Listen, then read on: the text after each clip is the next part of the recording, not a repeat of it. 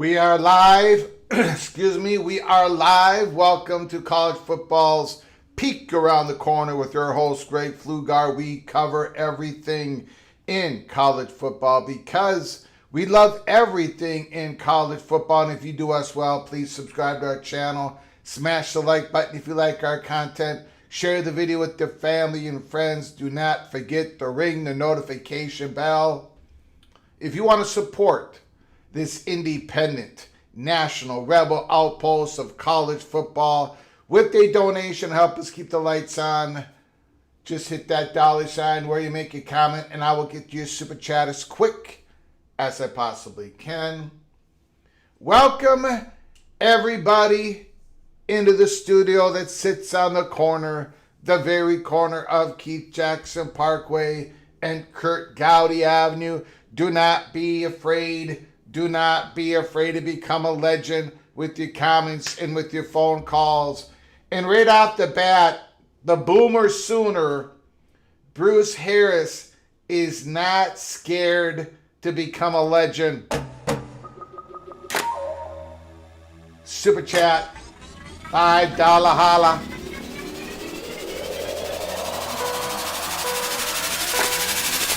It's 100 degrees outside, and when Greg comes on, I have to get out my parka. That's cold. That is cold.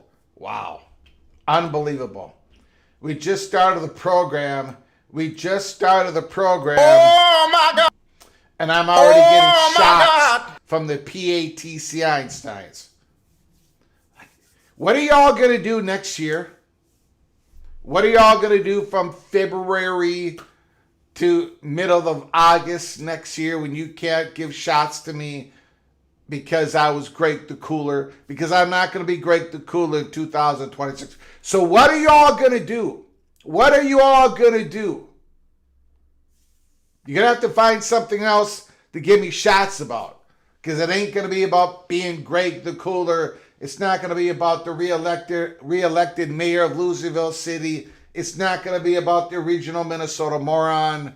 It's going to be Greg the Gold, Greg the Gold, Greg the Gold. Vox Quindaro's in the house. I'm late, but dadgummit, Flugar, I had to help Mrs. Quindaro hoist a shiny new Old Glory for Flag Day, Sunday. Vox, you are not late.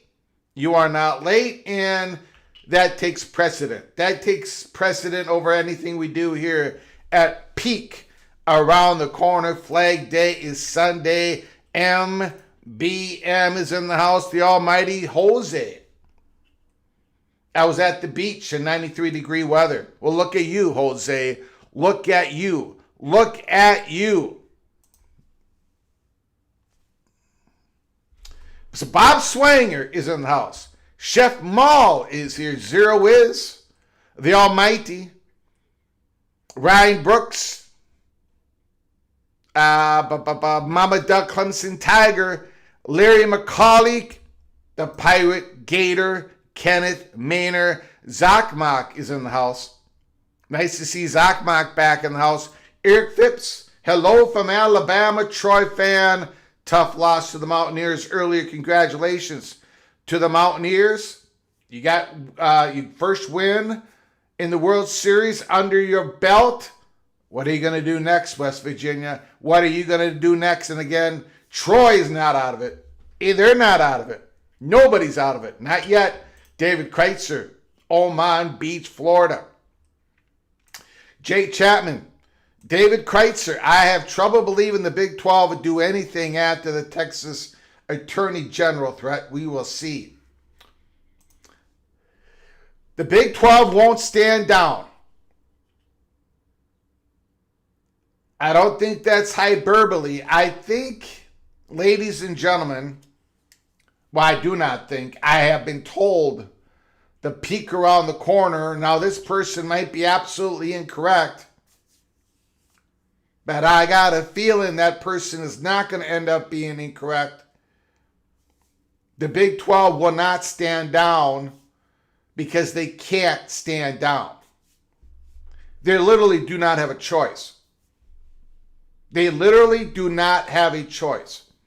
We're going to start the program. I'm going to put it out there right away. We are going to do a spotlight. We're going to do some other stuff, but we're going to start the show talking about the Big 12 situation. We are going to serve the steak at the beginning of the dinner, not the appetizers, not tonight. I do not believe the Big 12 will step down at all. We'll get to it here in a second. Coy is in the house. Daniel Gorby is here. Stephen McNeely, Preston from North Carolina, still in last place in the I Do Declare competition. Mountaineer Memes, Country Roads, Q, Country Roads. Tasbo is in the house. Stay strong, Brett. Skaven, yes, yes. All right. I thank you all for joining us. I do appreciate it. We got a whole bunch of people coming on early. Mr. Drummond, Attorney General Drummond, was a fighter pilot. Bring it on, Texas. There is the border, Oklahoma, Texas. You got both attorney generals looking at each other. Now, and we're going to hit this story right away here. Let's talk about what the Attorney General of the state of Oklahoma first said. Okay? And then I'm going to tell you guys what I have been told, what the chatter behind the curtain has finally, there's a big belief out there on what is going to happen next. It could be wrong. I'm warning you, it could be wrong, but this is not This is definitely not pure speculation. This is,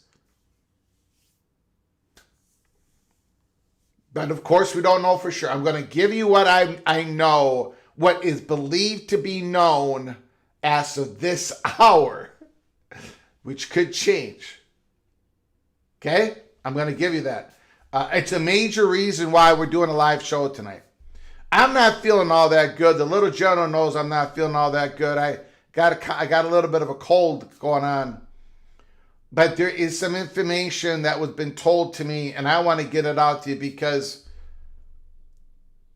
I don't know how quick this is gonna unravel. So we're gonna do our best tonight. Let's first get to the Larry McCauley. Thank you so much for the super chat. Holy smokes. Massive super chat. My goodness.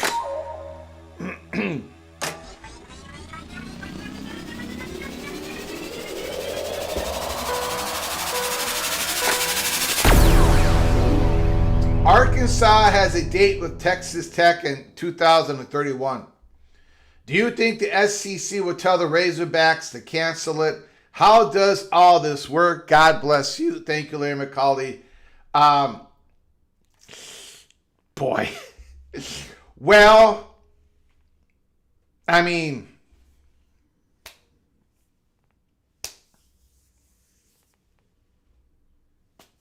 that game could be canceled for so many different reasons, right? And I'm sure you know that, Larry. Like, sure, that game could be canceled because, you know, if the Red Raiders do play Sorsby, Arkansas might say, well, we'll make our individual decision. I don't think the SEC is going to need to tell anybody anything. Like the Big Ten, it's not going to be a requirement that they don't play Texas Tech. But I think most of the schools are picking up what the Big Ten is laying down. Same thing with the SEC. I don't think they're going to put it in as an official doctrine. It's not going to be an official doctrine not to play Texas Tech. That game might not be played because Arkansas might be in a 20-team conference playing 12 conference games. I don't know. I mean, or they might be in an 18-team conference or a 16-team conference playing 10, 11, 12 conference games. I don't know. That possibility seems to be growing every single day. I don't consider it the chalk quite yet, the extreme breakaway. So, I don't know. The chances of that game being played right now, I think, is probably less than 50%. I don't think the Southeastern Conference will make it an official doctrine. Because they don't really have to do that. They don't have to put that down on paper. The Southeastern Conference doesn't have to open themselves up to the lawsuits that probably would come next. You know, Arkansas would just say, look, we're working on a different date. We'll give you $1 million. And that's it. That's what I think, Larry. Let me know what you think. Thank you so much for the $20 holler. Very much appreciate your massive super chat. Thank you so very much. Nick Kelso, another Razorback in the house. Hogs got plenty of time to cancel it. Yes, they do. And they'll probably have a couple of different reasons to cancel it.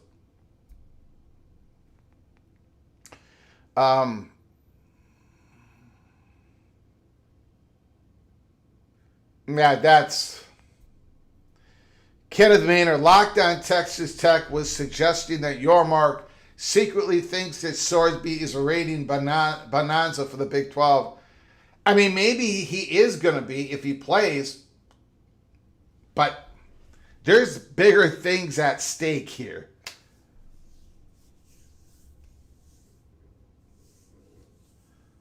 And I'm afraid every time I say it, I kind of, inside of me, I kind of cringe.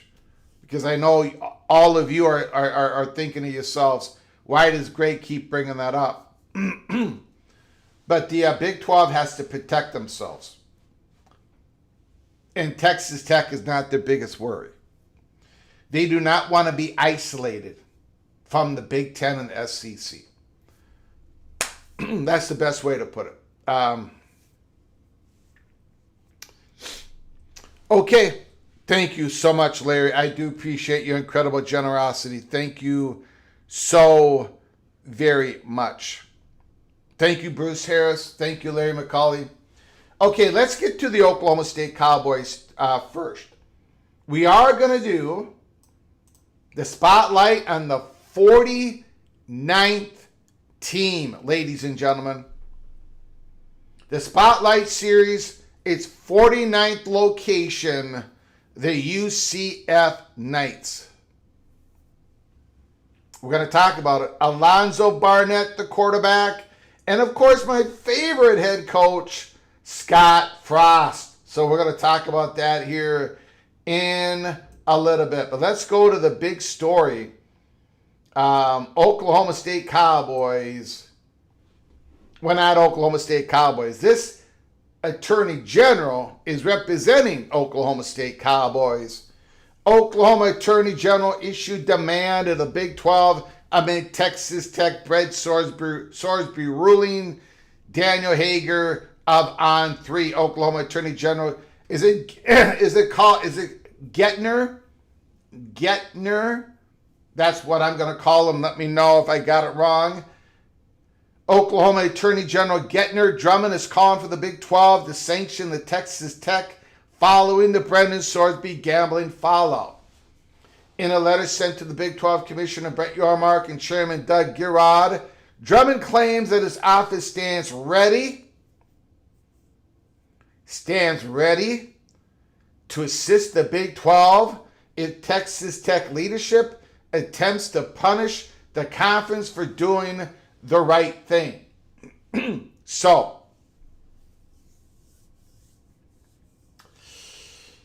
right off Jump Street, Oklahoma Attorney General is saying the following. If the Texas Tech leadership attempts to punish, to go after you, on your conference call and what should be done, give me a call and I will be ready to assist.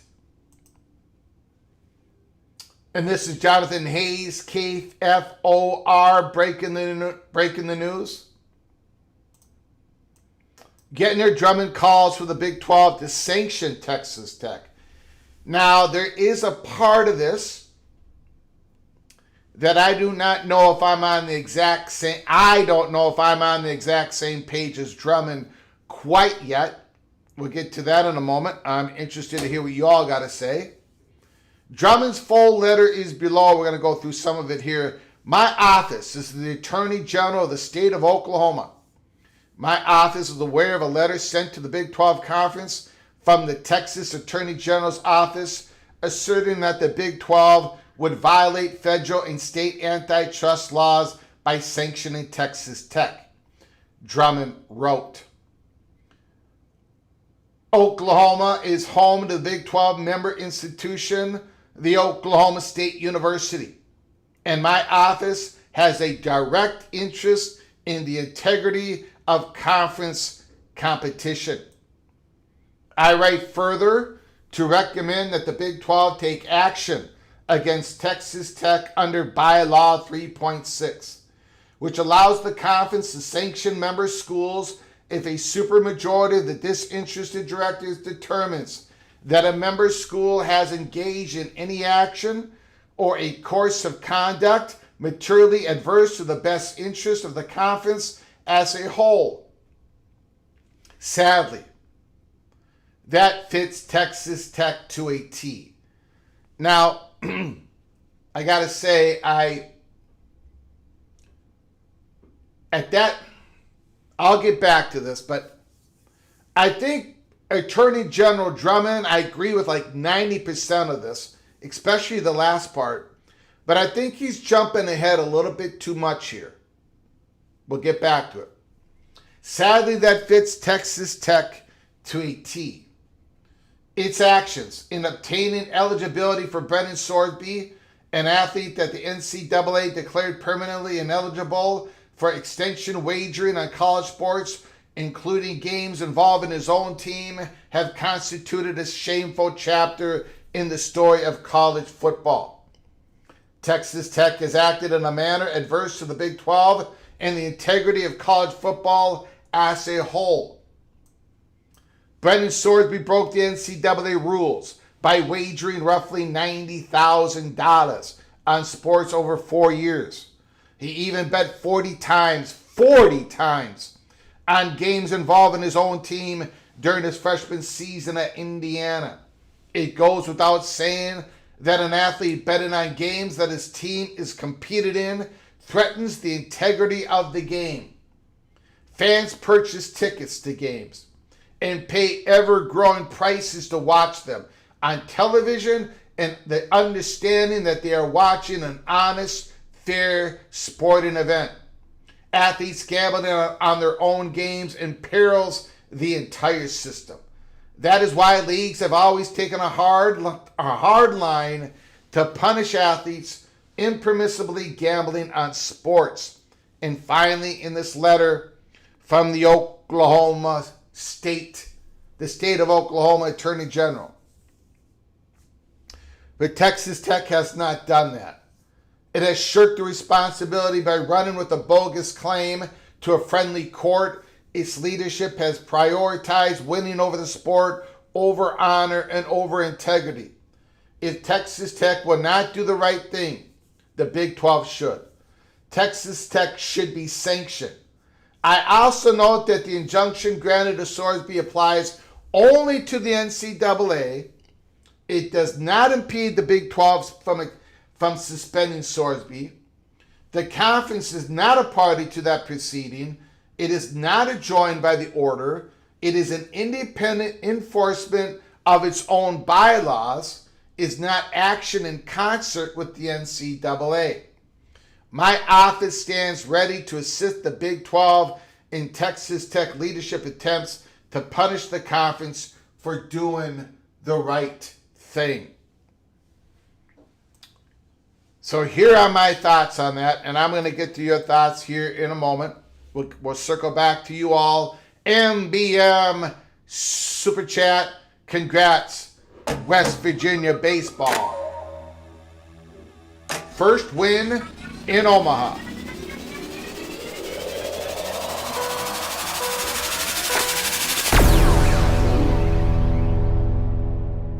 Congratulations, West Virginia baseball. I back MBM's words. Yes, West Virginia, beautiful win today, beautiful win. Studzilla, $5 holla.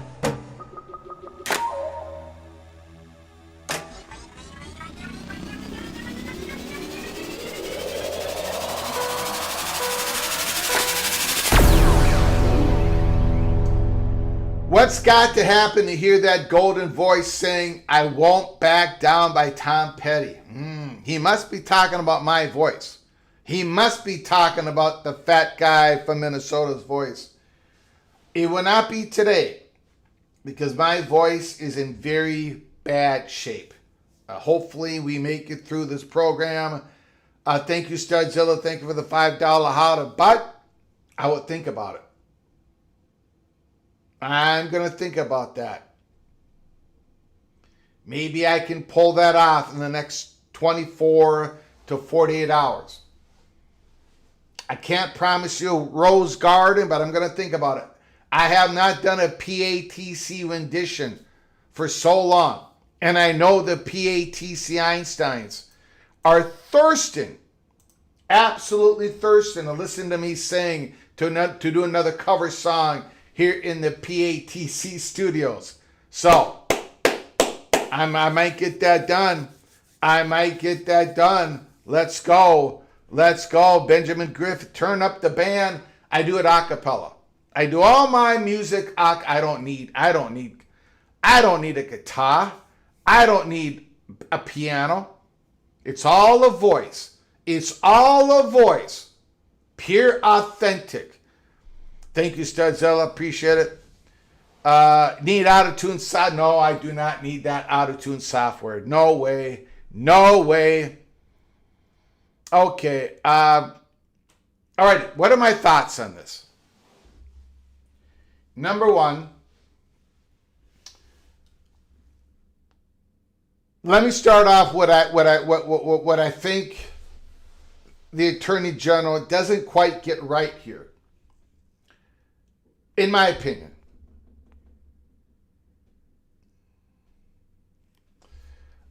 He's calling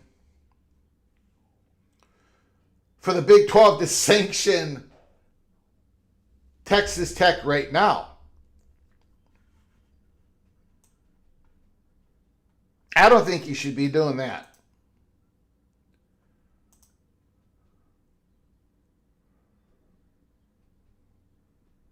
Somewhere in the article it says he's calling for them to sanction.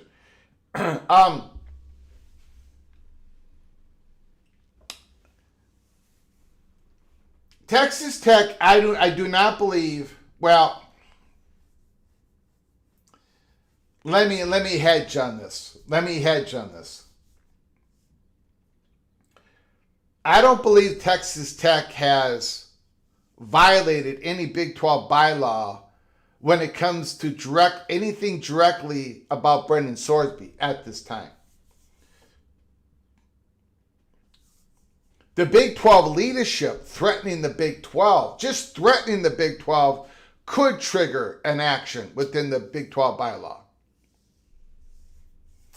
I remember, this was a long time ago, I had somebody point out to me in the ACC bylaw, it was very strict. You could not go after your leadership of your university could only, there was a line that they could not cross with the ACC, and maybe that Texas Tech had already crossed that line with the Big 12. But in regards directly to the actions of Brendan Sorsby, the Attorney General, early in his letter, basically said that the Texas Tech University engineered, went to the court and got this done. And I don't think it wasn't on the dime of Texas Tech. It was Kessler. I don't know if you could prove that. I don't think that should have been in the letter. But the Attorney General saying we're going to be ready to assist if Texas Tech doesn't do the right thing, I think that is the right tone of the Attorney General of the state of Oklahoma. This is what I have been told to expect, because I have been poking and prodding. This could be absolutely 100% wrong, but this is what is expected from at least some part of the chatter behind the curtain, the reporting industry in college football. I'm just going to put it out to you this way. What is expected? Not complete speculation, but of course, we don't know the future. We don't know what the Big 12 is going to finally decide next week. But what is expected is the Big 12 will make it clear that any player in the Big 12 who is deemed ineligible, if they play in a football game this season, you play somebody knowingly that person is ineligible per NCAA and per Big 12 bylaw, you would be sanctioned from playing in the Big 12 championship game. You would not be able to play in the championship game. That is the expectation as of today, as of right now. There is no expectation. Well,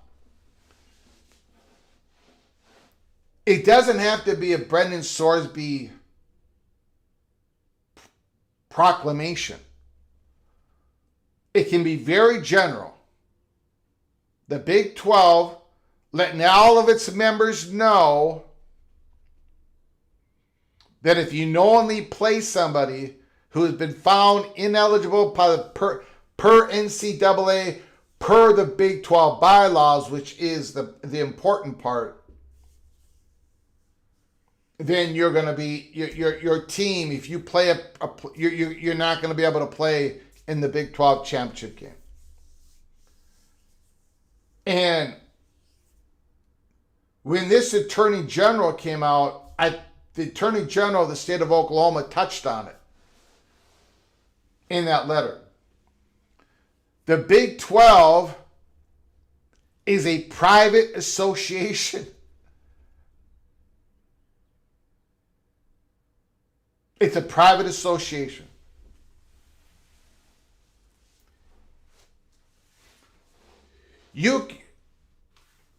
As long as the conference is abiding by its own rules, that court case in Texas, that's not about the Big 12.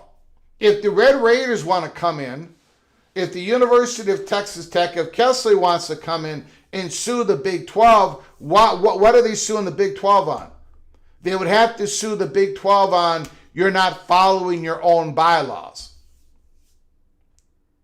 But I think the Big 12 is pretty confident that it would follow its own bylaws. And if they need to tighten it up, they can easily tighten it up very quickly. They're going to have all 15 members vote on it and say, and put it squarely in that bylaw. They could have a special meeting, but I don't think they need to do that. So I think there's going to be a general blanket statement from the Big 12 saying if you knowingly play somebody who's ineligible, and then you can make it specific. You know, a student athlete knowingly has bet on the sport that he plays, that person is ineligible. And then let the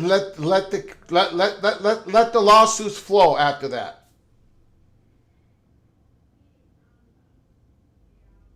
Because at this point, the Big 12 can't and they won't back down.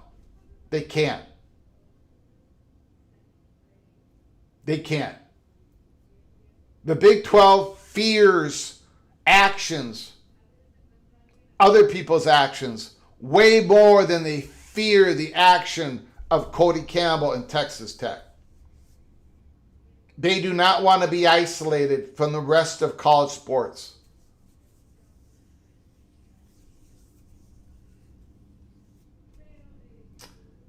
The radical voices in the Big Ten and SEC are looking for any excuse to say, that's it. We can't even trust that whole conference. They're not even going to take action on this Brendan Sorsby situation. No, Yormark ain't going to do that. The Big 12 presidents are not going to risk that. The athletic directors are not going to risk that. Nobody in the Big 12 outside of Texas Tech is going to risk that. The Big 12 will not stand down. Now, do I know that for 100% sure? Of course I don't. But that is what everybody truly believes. There is no way. I read Andy Staples' article today. I like Andy Staples. I enjoy reading him. I enjoy listening to him. I find myself often disagreeing with them at times. But his article today saying something I didn't even make a comment on X, but saying something to the effect of Big 12's got to be careful because Texas Tech has separated themselves from the conference. That Texas Tech had delivered what Brett Yormark wanted. Brett Yormark wanted a program to step up, dominate and be contender for the national championship. This is what Texas Tech has done. So therefore, you got to be careful. You've got to consider all that when you're trying to figure out what you're going to do. What? No. First of all, Texas Tech has done a wonderful job with the football program, softball program, really good basketball program.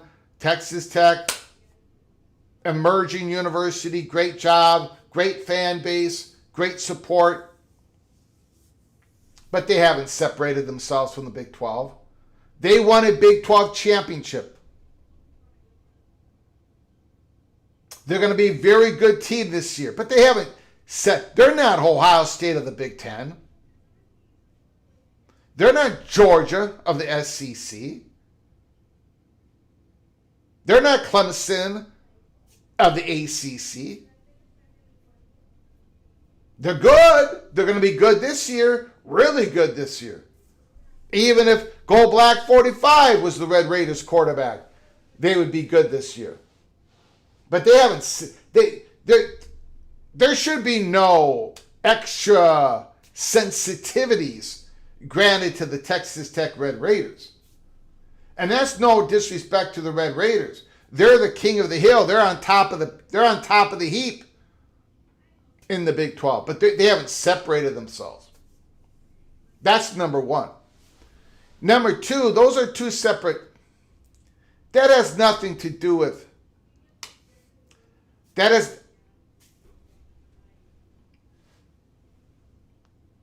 And again, that article and a lot of reports out there, a lot of articles are not picking up what Ross Dellinger has been laying down. And what we have been saying here at Peek Around the Corner. The Big 12 cannot afford. The Big 12, they're doing what they can to get this College Saving Sports Act passed. They're supporting it. SEC and the Big 10 are not. Big 12 is like they're trying to walk this line. They're trying to walk this line. The Brendan Sorsby thing, if it goes unanswered by the Big 12, if it looks like they caved to Cody, it's over, Johnny. It's over. The Big 12 will still exist, but the separation between the Big 12 and the SEC and the Big 10 will only grow. And your Mark knows this. The Big 12 presidents know this. The Big 12, PATC, the Big 12 won't stand down. Gold Black 45 is declaring that his arm is more accurate than than Brendan Sorsby. Wow. My goodness. My goodness, we've got Teller 580 Super Chat. $5 holla.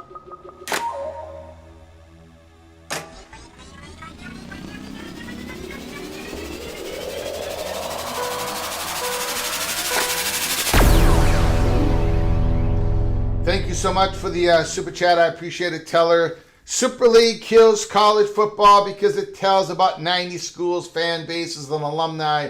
They don't matter. FBS will instantly lose half of the college football fans. I don't think we're going to go into the Super League. I don't think there is a Super League for me. The Big Ten and the SEC are not going to merge. I have never said once they were going to merge. I don't believe that there is a Super League merging.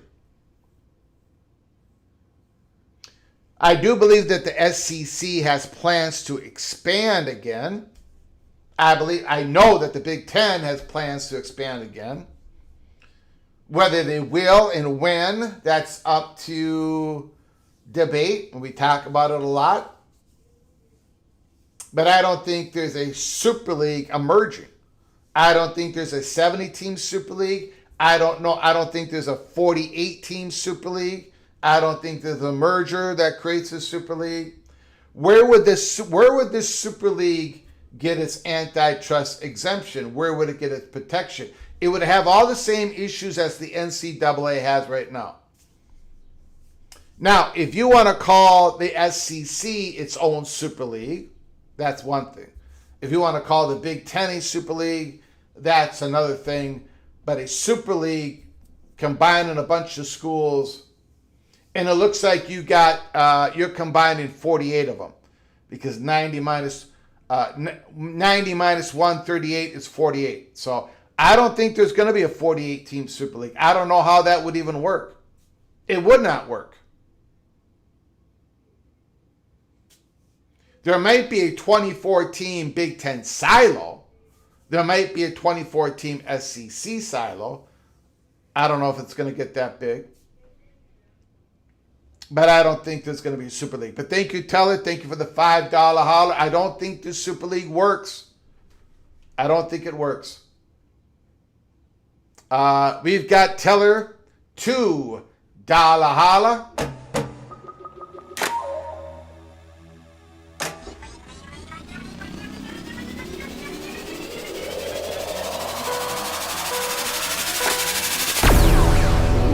Gophers in Iowa.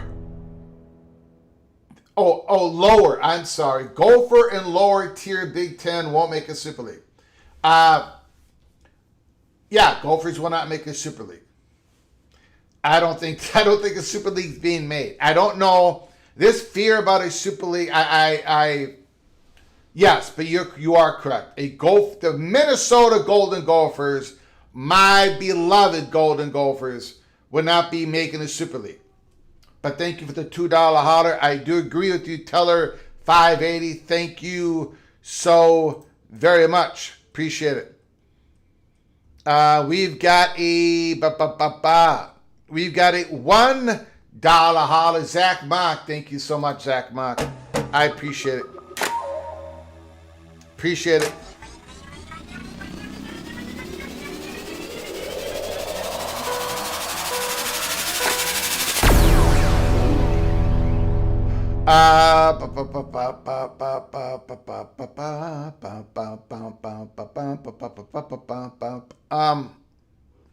Everyone in the Big Ten and the SEC will be in the Super League because those two conferences will form it and add from there. I don't know how they do that.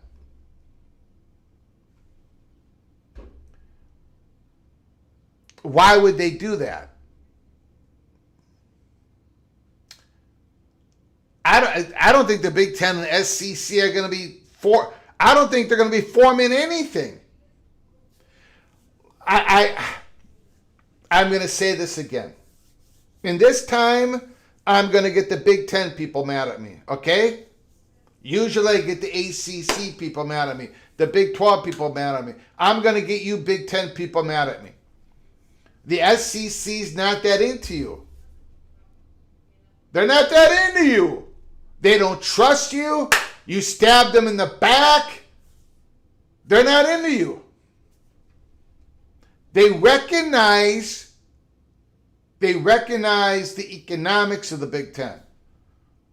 They get the big markets of the Big Ten. The Big Ten has got a blend that works for now, maybe not 50 years from now, but it works now. And the SEC, yes, they're doing this volleyball scheduling. They might do the football scheduling. But they're not going to form a Super League together. They're not going to merge. I mean, they would not have an antitrust protection if they merge.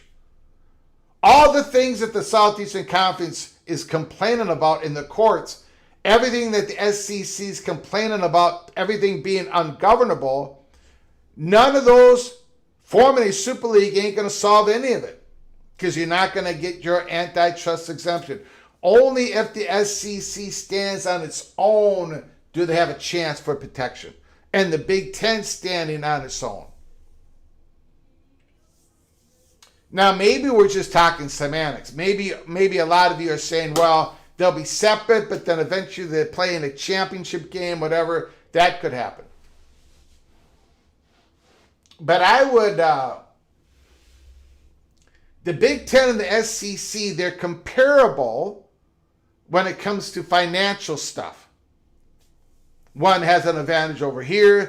The other has the advantage over there. They both have an advantage over the other conferences. But there's a lot of differences between the two conferences.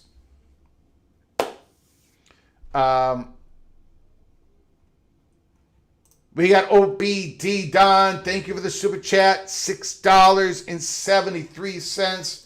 Thank you very much for your generosity, OBD Don. Thank you so very much.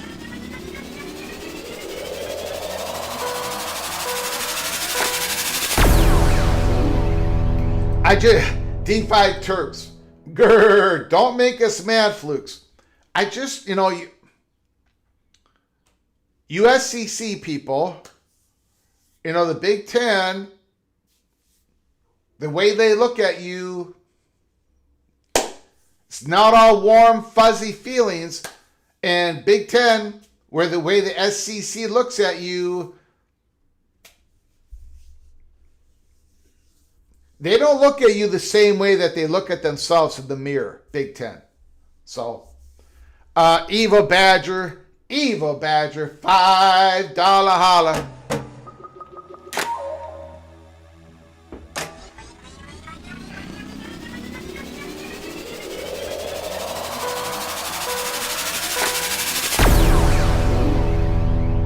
Evil Badger, if a Super League formed, Wisconsin would be in, Minnesota would be out, but there's not going to be a Super League. I would agree that overall, Wisconsin is a more valuable football athletic department than the University of Minnesota. But again, we make a pretty good blend because Minnesota has the better market that the national advertisers want. But I agree, Wisconsin would be ahead, would be up above Minnesota. But it doesn't matter because the Super League ain't happening, at least when it comes to the commissioners of the two conferences. If a Super League would happen where the top half of the Big Ten and the top half of the SEC break away and they form their one conference of 16 teams, 20 teams, Minnesota would not be in it. Wisconsin might be. We have the axe, though. We have the axe. That's the only thing that matters, baby. We've got the axe. All right. Thank you, OPD Don. Thank you, Eva Badger. Very much appreciate it. Thank you, Zach Mock. Thank you, Tella580. Appreciate it. We got 160 people in the house. We've been through the article from the Oklahoma State Cowboy.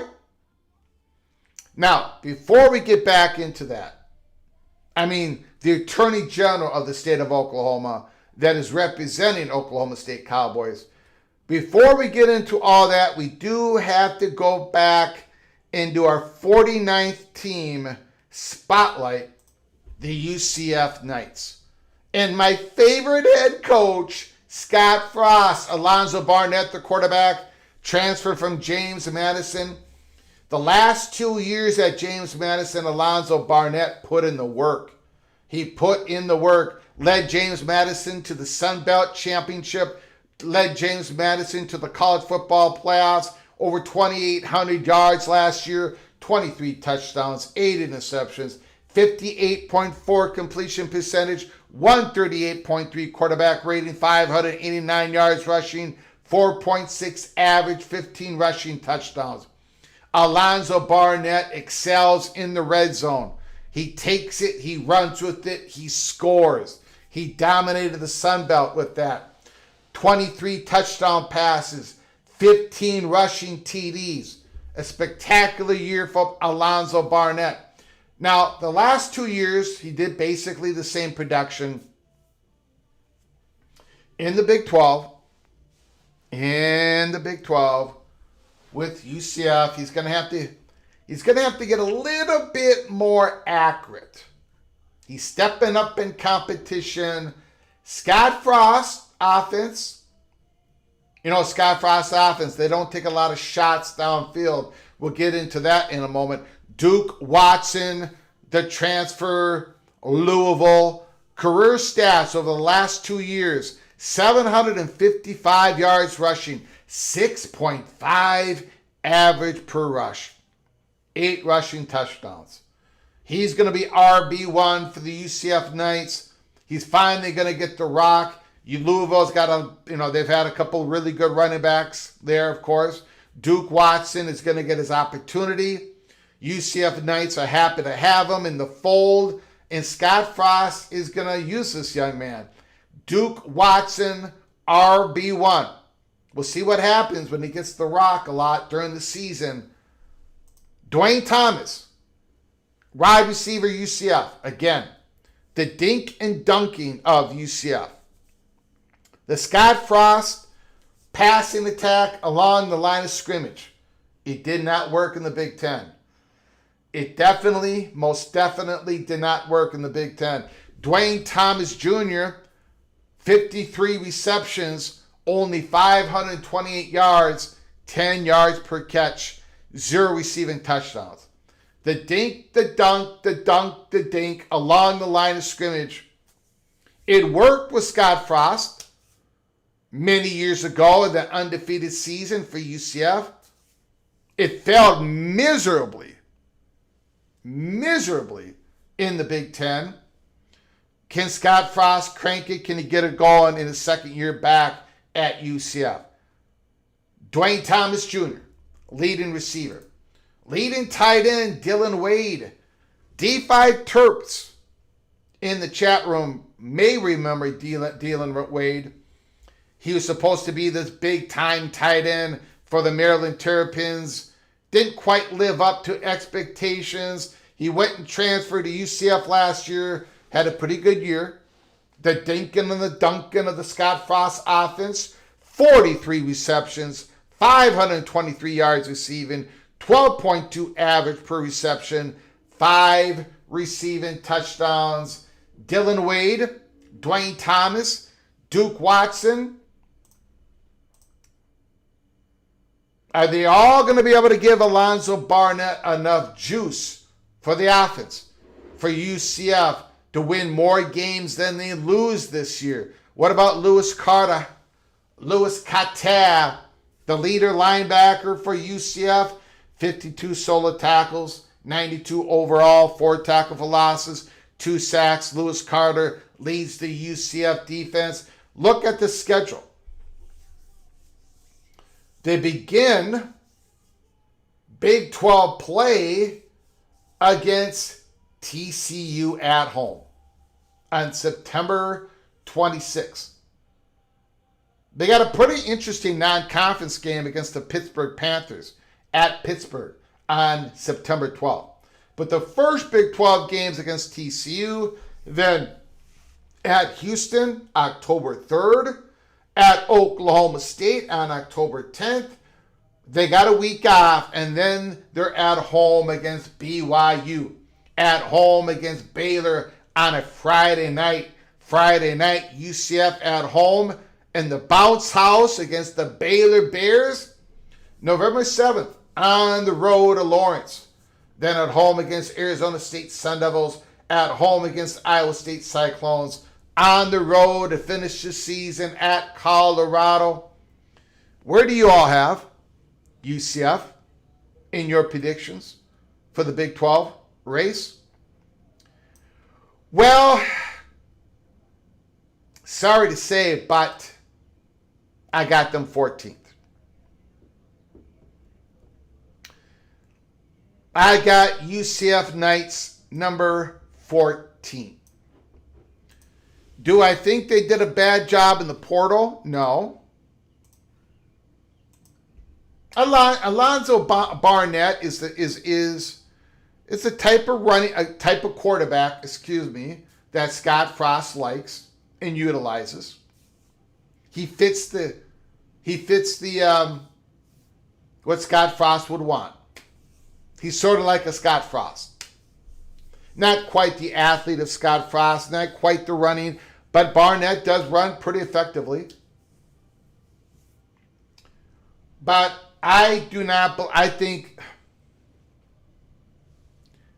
when UCF hired Scott Frost, I gave UCF like a D+. I don't think Scott Frost can do it, guy. I know he did it once at UCF, but I got a hard time feeling the very few times that when you go home again and it works, it only happens a little bit, it might happen with Rich Rod at West Virginia. We're going to find out. But I don't think it happens for Scott Frost. I don't think it works. And I'm sort of waiting. I anticipate. Look, for UCF, hopefully I'm Greg the Cooler on this. For the fans out there. But I think the emergence of UCF, and they've got all the tools to be a contender in the Big 12 consistently. But I do not anticipate that happening until Scott Frost is gone in a few more years from now. I don't think it's going to work. I know I sound pretty harsh on Scott Frost, but that's my take. Let me know how wrong I got it once again.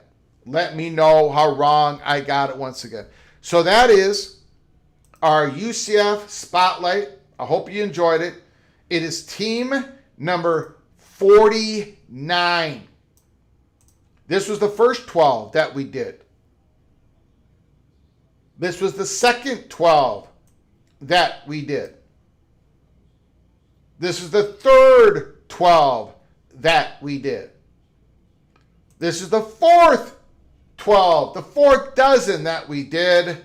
And today, team number 49. Now, who is going to be team number 50 that we're going to have under the spotlight on June 13th this Saturday? I don't know. You don't know. You're going to have to find out. You're going to have to watch us on our live show Saturday. How do you watch us? Subscribe and make sure you get yourself notified by ringing the notification bell. Follow us at Flug Empire. We also put up a link on our X account of our live show. All right.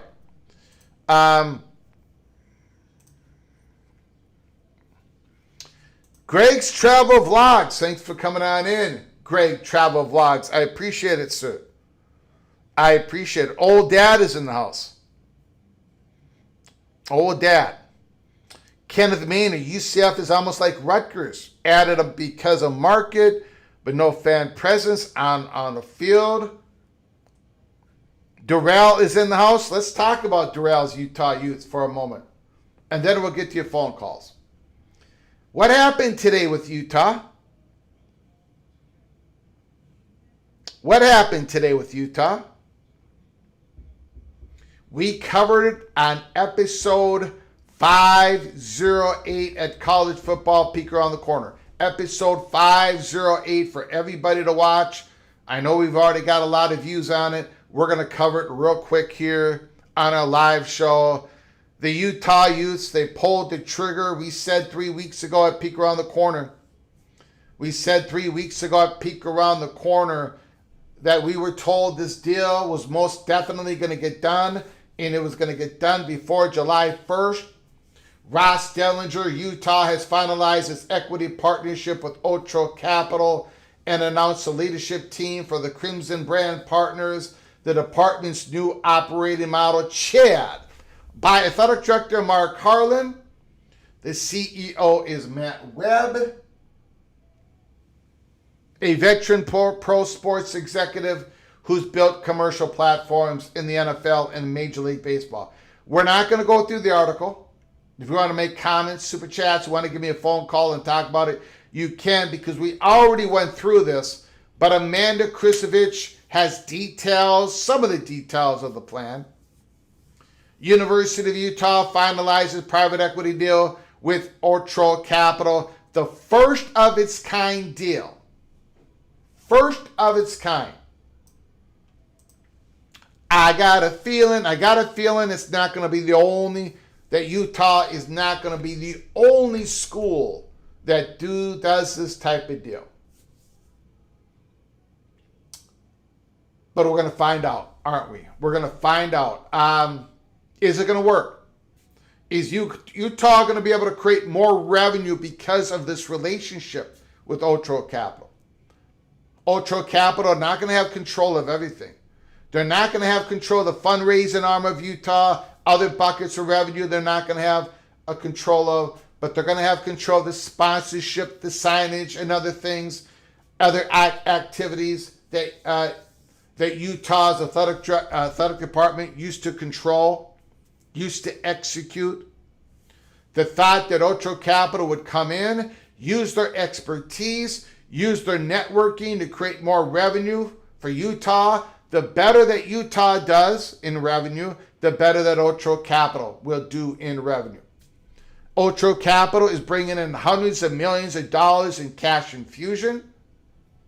Mark Carlin says, he admits it, this is risky, but it's probably riskier to do nothing at all. Let me know what you think. Did Utah just make a deal with the devil? Is Utah going to be able to recover from this deal if it all goes south? Or did Utah, are they on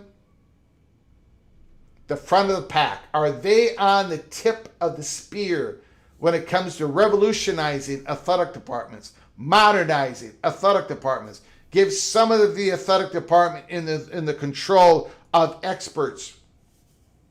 Let me know what you think.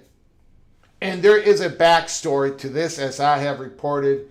Utah is trying to make sure that they do not slip off the table.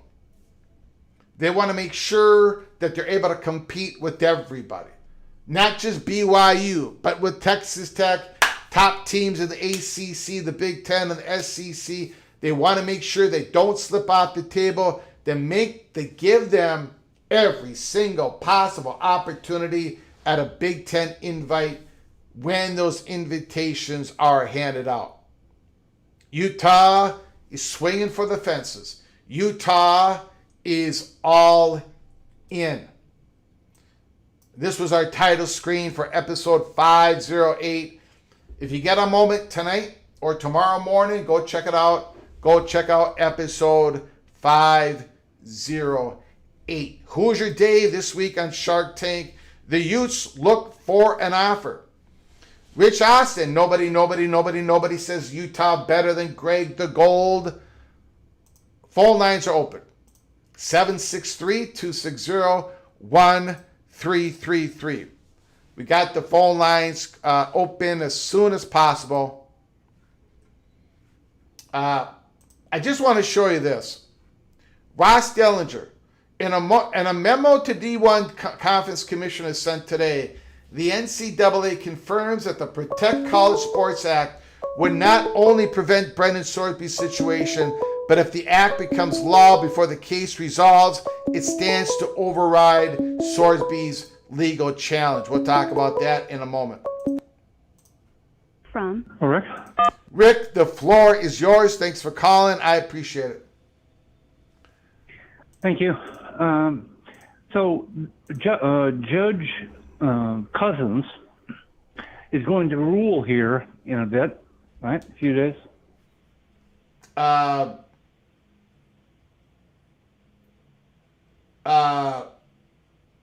what? I mean, I'm sorry. What is this? Judge who? Cousins? Is it Curry, you mean? No, Curry was the Texas guy. Cousins. Okay. He's the one that heard the case on Wednesday? Yes, go ahead. Yep. And he's taking some input. I mean, he heard both sides. He heard Kessler and the NCAA over the House settlement. Yep. And he's going to take some written input, and then he's going to decide. And he's going to decide to either let the players get their money or not. Yeah. What's the Big Ten going to do if he doesn't give it to them? I don't know. Because that is what is that seems to be the greatest motivation for the Big Ten right now, right? It's that locked up. It's that money that they can't get to the student athletes. I don't know, man. I don't know. I asked So I asked, Rick, as you can imagine, I ask really stupid questions, right? Because I don't know what the hell I'm talking about. So I asked a question to somebody about this, and I said, is there a possibility that the Big Ten does something with the private equity? Somebody, some third party entity, and do some sort of end around. They get this log. Is there some mechanism that the Big Ten can do to get this log jam, this money out of NIL, go and circumvent the rules, circumvent NIL, circumvent everybody, and use a third party entity to somehow finagle this? They send the money, and then I don't know. And the person thought I was nuts and said, no, they can't do anything like that. That would violate the settlement. So I've been trying to come up with crazy ideas on how they can unlock that money if it doesn't go their way. I don't know what the Big Ten's going to do, Rick, but I've already been shut down with my stupid ideas. And what happens if they don't get their money? Do they strike? I don't know what they do.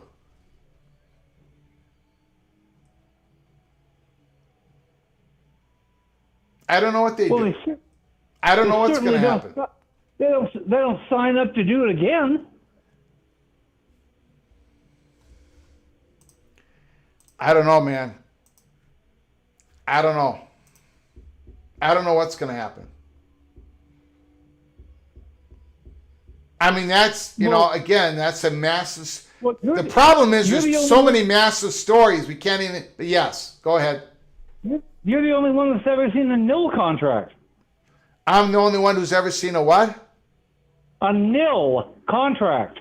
I saw... I have... But that was a long time ago. I still think I have it in my emails. I saw a Big Ten contract with a Big Ten school. I saw an ACC one, but I don't remember any of it, and I didn't really understand any of it, Rick. Well, it's got to have. I'm assuming it's got to have a provision for what happens if. I mean, we know what happens if the players break their part of the contract. What happens if the Big Ten breaks their part of the contract? I don't know. It's an issue that the SEC has, and it's also an issue that some Big 12 and ACC. Yeah. But it's a greater disproportionate. You couldn't be more right. No, this isn't. I was just picking on the Big Ten. Yeah, I mean it's disproportionately a bigger issue for the Big Ten. No question about it. Right. Yeah, because of the amount of net money being doled out. Wow. Well, I don't know. But nobody's reporting on this. I know. I think it's I think we have a case of just too much stuff is happening. I mean, I'm not. There's so much stuff I'm not covering right now that I usually would cover with intrigue and all this stuff.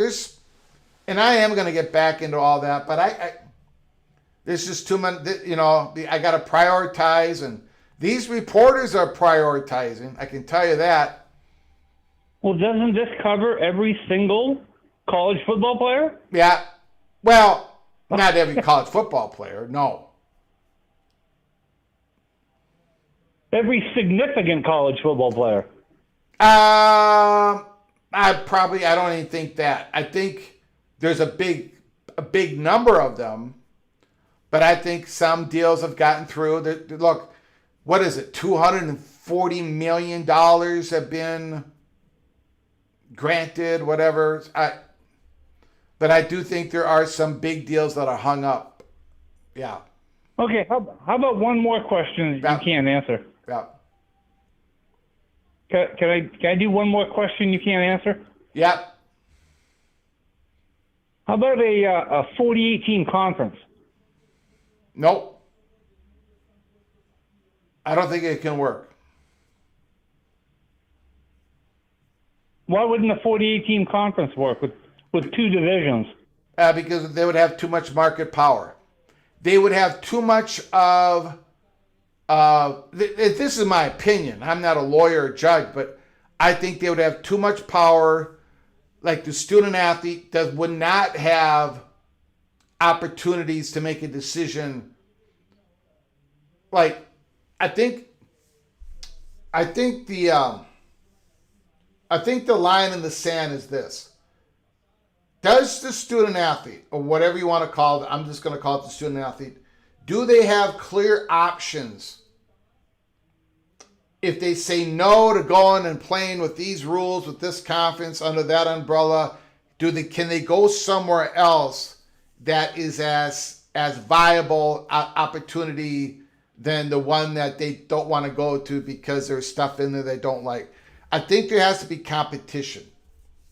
If you have a top 48 team Super League, I don't think it's going to fare well in the courts. I could be entirely wrong. I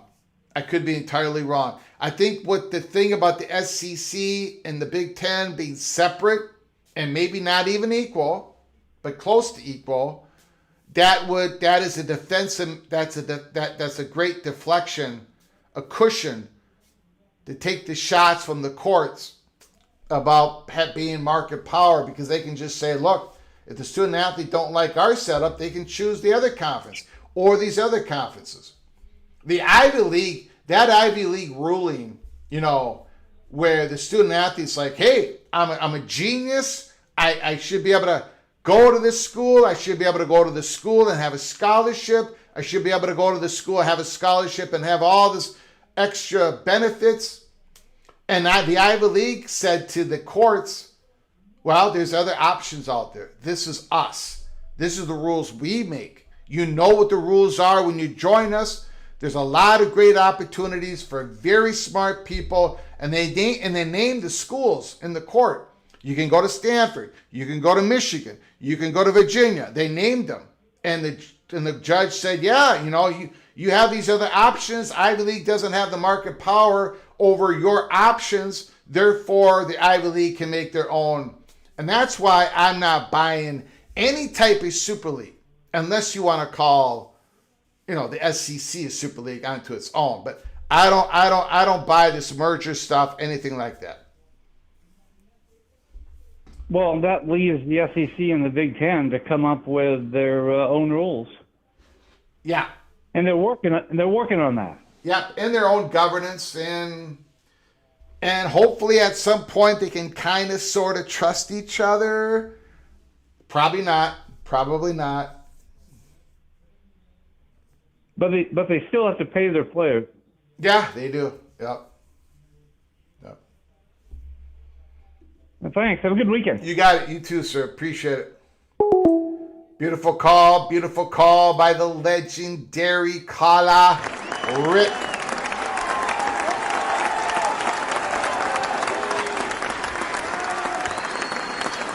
Look, guys, I might be wrong. I might be wrong in everything that I'm saying tonight, except that I'm going to be Greg the Gold this year. Picks against the spread. But I'm not a believer. I don't know why the SEC would even, and they're not. That's the thing. They're not talking to the Big Ten about. They're not talking about this stuff.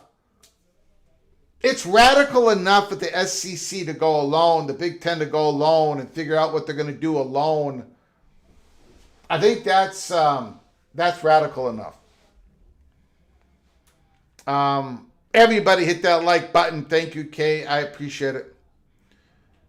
I do want to thank Bruce Harris, Sooner Boomer, Larry McCauley, Arkansas has a date with Texas Tech in 2031.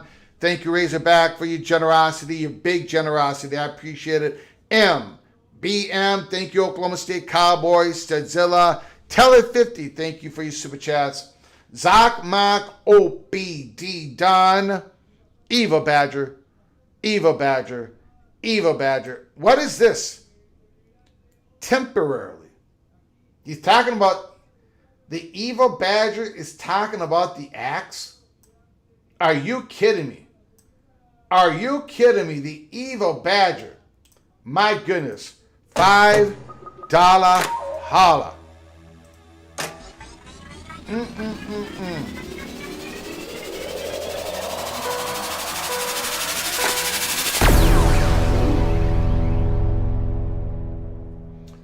Temporarily, the axe will stay in Madison this year. Well, that's not happening.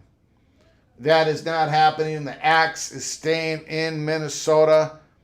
And the Gophers, Greg the Gold, the Gophers, 8-4 is the floor. Minnesota. Row the boat, Skyuma.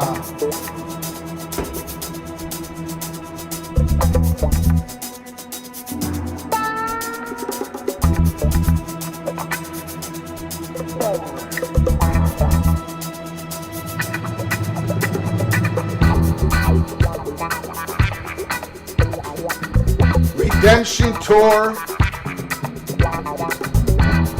2026.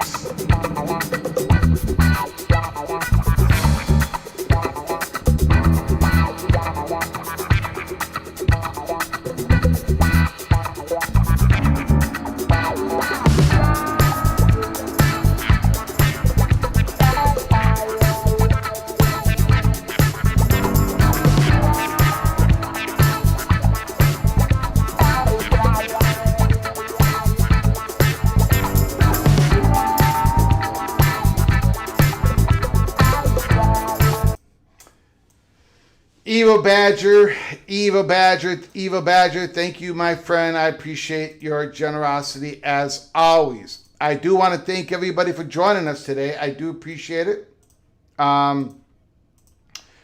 We are going to have to cut it short today. That was the plan. The little general, I'm not 100%. Hopefully I get back up on the horse tomorrow.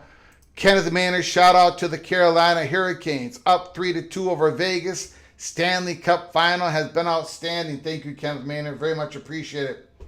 Carolina Hurricanes up 3-2. The New York Knicks up 3-1. Coastal Carolina lost their head baseball coach to the South Carolina Gamecocks.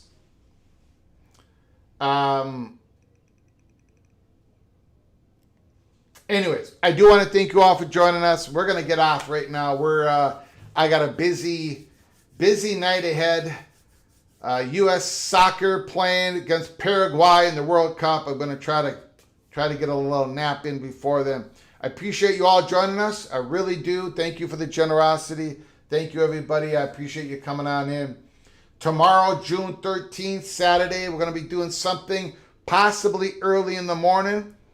If I have recovered, hope we might be doing a live breakfast show. So make sure you subscribe. Keep your head on a swivel. And we'll see you tomorrow. Until next time, from all of us at PATC to all of you, please you all take great care of each other. And thank you so very much, God family.